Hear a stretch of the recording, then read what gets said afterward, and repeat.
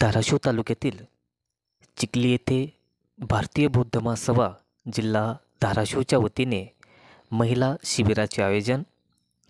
या शिबिरानिमित्ताने आर्य अष्टांगिक मार्ग, 10 पारमिता, 22 प्रतिज्ञाची आवश्यकता, अंधश्रद्धा, भोंदूगिरी तसेच दी बुद्धिस्ट सोसायटी ऑफ इंडियाचे कार्य या विषयावरती विद्यानंद वाघमारे व बाबासाहेब जानराव यांनी उपस्थित महिला यांना शिबिरार्थी सविस्तर असे मार्गदर्शन करण्यात आले.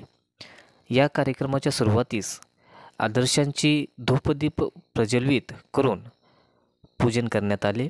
या प्रसंगी प्रास्ताविक बापू जावळे यांनी केले. जनसंवाद समाचार मुख्य संपादक के डी साळुंके. धन्यवाद.